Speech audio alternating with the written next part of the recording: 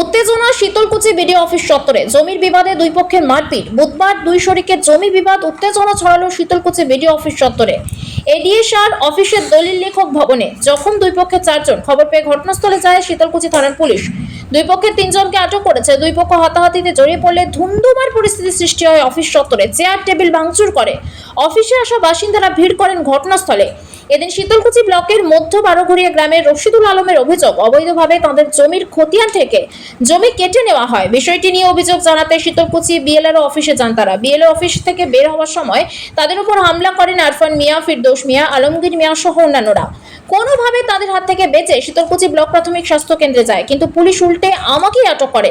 তবে অভিযোগ ভিত্তিহীন দাবি করে আরফান মিয়া বলেন, গত কয়েক মাস আগে অন্যায়ভাবে খতিয়ান থেকে জমি কেটে নেওয়া হয়েছে। এদিন বিএলআরও অফিসে গেলে রশিদুল বহিরাগত লোকজন নিয়ে চড়াও হয়। এই ঘটনায় থানায় লিখিত অভিযোগ জানাবো, মারধর করা হয়েছে তাদের। এই বিষয়ে পুলিশ অভিযোগকে জানাবেন তারা। এদিন শীতলকুচি বিএলআরও বলেন, দুই পক্ষ জমি বিষয়ে অভিযোগ জানাতে এসেছিল। অফিসে ঘরে কোনো উত্তেজনা ঘটেনি, অফিসের বাইরে চিৎকার চেঁচামেচি শোনা গিয়েছে। শীতলকুচি থানার ওসি অ্যান্থনি হোরে জানান, বিএলআরও অফিসে উত্তেজনার খবর পেয়ে ঘটনাস্থলে যায় পুলিশ। এই ঘটনায় একটি অভিযোগ দায়ের হয়েছে। পুলিশ ঘটনার তদন্ত শুরু করেছে।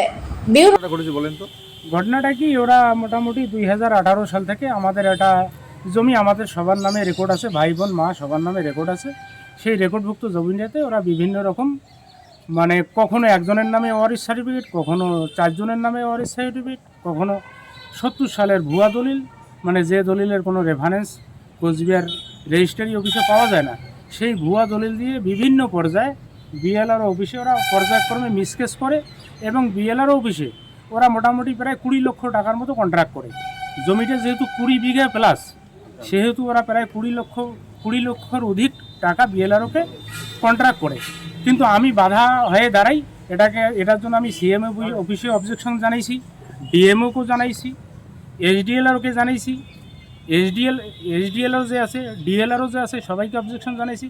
এর আগে বিভিন্ন নেতাদেরকে অবজেকশন জানাইছি।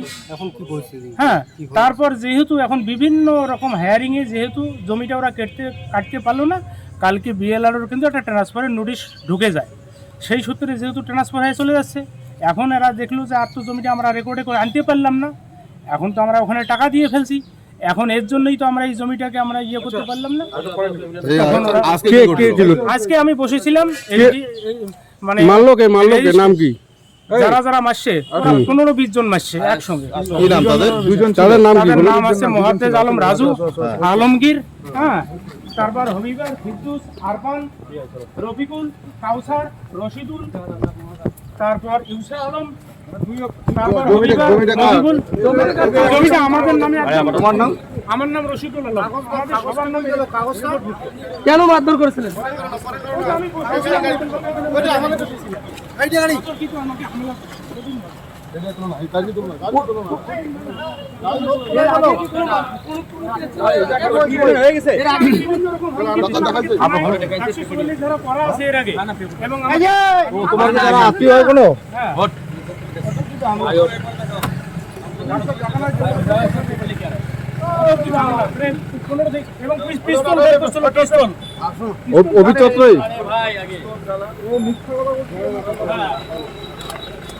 অফিস চত্বরে কি আপনাকে মারা হয়েছে?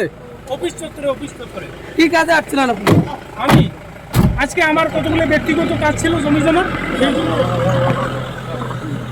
জমি নিয়ে একটা মানে ওদের সঙ্গে আর কি দীর্ঘদিন থেকে চলছে।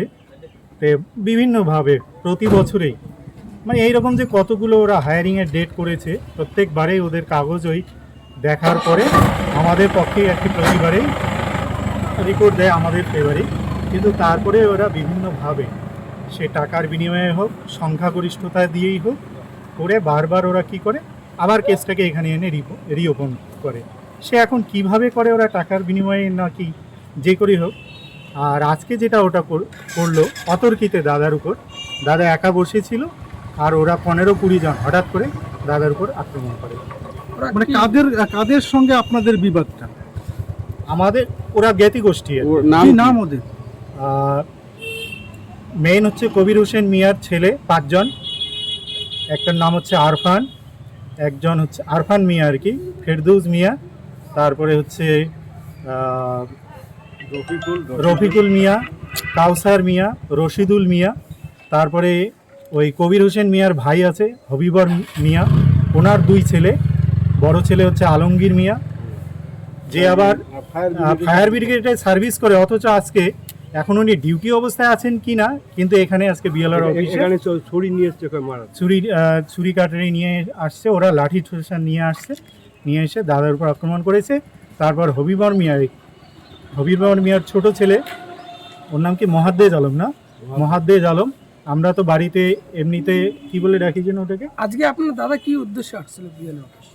দাদা বিএলএর অফিসে একটা মানে ওদের আজকে আর কি হায়ারিংয়ের মতো একটা ডেট ছিল, সেটা তবুও মানে পেপারসে নেই, জাস্ট খালি কাগজের উপরে। এর আগে একটা হায়ারিংয়ের হয়েছিল, সেই হায়ারিংয়ের দিন ওই দিন কাগজপত্র সব কিছু দেখার পর আমরা বলছি যে ঠিক আছে, ওদের কি কাগজ দিয়েছে সেই কাগজের আমাদের পেপারস লাগবে, তো দেখার পর বলছে ঠিক আছে ডেট নাও পরে। কতটুকু জমি ছিল? জমি 6 একরের উপর জমি, 6 একরের উপর জমি। জমিটা কোথায় অবস্থানটা করে জমিটার অবস্থান হচ্ছে আমাদের বাড়িটা হচ্ছে গাদোপোতাতে, আর 1 নম্বর গাদোপোতা, আর 12 ঘরিয়া আর গাদোপোতা যে সীমানা এলাকা সেখানেই আমাদের বাড়ি। আর টোটাল জমিটা আছে 12 ঘরিয়াতে। জমিটা কাদের দখলে আছে বর্তমানে? জমিটা বর্তমানে মানে আমাদের দখলে আছে, তৃতীয় পক্ষের দখলে আছে, ঠিক আছে, আমাদের দখলে আছে, তৃতীয় পক্ষের দখলে আছে, যত সামান্য হয়তো ওদের কাছেও থাকতে পারে। এখন কি এই বিষয়ে অভিযোগ করবেন থানায়? অবশ্যই, কারণ ওরা তো দাদাকে মেরে ফেলার মতো মানে অ্যাটাক করে। কি নাম ছিল আপনার দাদা? আমার দাদার নাম হচ্ছে রশিদুল আলম। আপনার নাম? আমার নাম রুবেল আলম। বাড়ি কোথায়? আমাদের বাড়ি হচ্ছে গাদোপোতা। আমার তোমাদের জমি অবৈধভাবে কাটতে পারলাম না, তোকে আমি শেষ করে দেবো। আজকে মার্ডার করবো। মার্ডার কেন করবো? এসডিএম কোর্টে মামলা আছে, ওই মামলার আসামি ওখানেও ছিল। আমরা এসডিএম কোর্টে মামলা করছি, আমাদের জমি দখল ধরিয়েছিল ওরা, মানে রশিদুল আলমের জমি ওরা দখল ধরিয়েছে অবৈধভাবে। সেইটারে এসডিএম কোর্টে মামলা আছে 144। সেই মামলার যেহেতু ওরা আসামি, তাই বাদীকে মারার জন্য আজকে একটা প্ল্যান করছিল। সেই মামলার আবার কালকে আছে ইনকোয়ারি, আবার মামলার 23 তারিখ মার্চ মাসে আছে ওখানে হায়ারিং, যাতে রশিদুল হায়ারিং করতে না পারে সেই জন্য পুরো মারার চক্রান্ত করছে। ওর রক্ত বেরোয়েছে, ওখানে রক্ত পড়িয়েছে, ওখানে চেয়ার টেবিল সব ভেঙে শেষ। মারলো কারা? মারলো যে নামগুলো বললো, যে হবিবর পঞ্চায়েত ওখানে ছিল, নিজে হবিবর পঞ্চায়েতের নেতৃত্বে হয়েছে। হবিবর পঞ্চায়েত জাল ওয়ারিশ সার্টিফিকেট নিয়ে আসছে গোসাইরহাটের অঞ্চল থেকে, জাল ওয়ারিশ সার্টিফিকেট 2টা, একজনের নাম দিয়া আর 4 জনের নাম দিয়া 2টা জাল ওয়ারিশ সার্টিফিকেট নিয়ে আসছে গাদোপোতা এলাকায়, গোসাইরহাট অঞ্চলে নিয়ে আসছে। শীতলকুচি অঞ্চলের এক ব্যক্তির 4 জন ছেলে, ওরা নিয়ে আসছে একজনের, ওই প্রধানই দিচ্ছে আবার 4 জনের ওয়ারিশ সার্টিফিকেট। সেইটা নিয়ে ওরা জল গোলা করিয়া 10-15 লাখ টাকা খরচ করে জমি কাটার জন্য নানানভাবে চেষ্টা করে। সেটা যখন ব্যর্থ হয়ে গেল, আজকে মারার প্ল্যানটা ওই কারণেই করছে ওরা। ছেলেটাকে শেষ করে দিচ্ছে, হসপিটালে ভর্তি হয়ে আছে, ওকে আমরা কুচবিহার নিয়ে যাচ্ছি করে। এবার সঙ্গে শোনেন, ওর সাথে নিয়ে এসে আজকে টাকা, ওর টাকা 2 লক্ষ টাকা, ওটা শেষ। মোবাইলটা পাইলাম, মোবাইলটা আমাকে দিল, টাকা শেষ, ঘড়ি খুলে ফেলছে, চশমা শেষ। এবার ওর বাইকটা ওখানে ভাঙি পড়িয়েছে এবং টাকা 2 লক্ষ ওর বের করে নিচে পকেট থেকে গিয়া। আমি নিজে, আমার নাম মাহমুদুল হাসান, বাড়ি আমার গোলনাহাটি। আরিয়া ওইটা ছিল, এরাই ছিল মেনলি, এরাই। না না না না না না না না ম্যাডাম বলছে আমাদেরকে করতে। হ্যাঁ,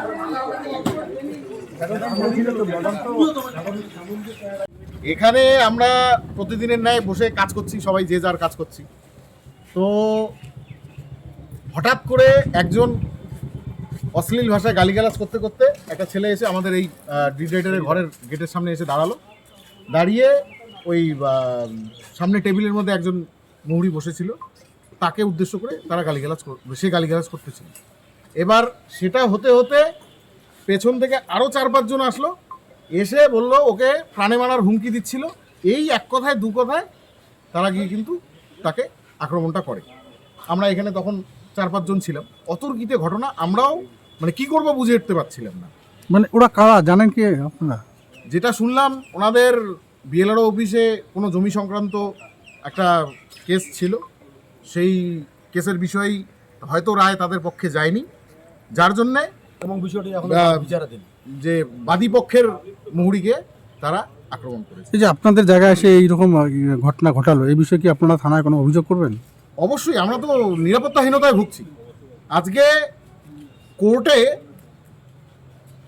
মার্ডার কেসের আসামি, তার পক্ষেও কিন্তু একটা উকিল থাকে, এবং যার বাড়ির লোক মারা যায় তার পক্ষেও উকিল থাকে।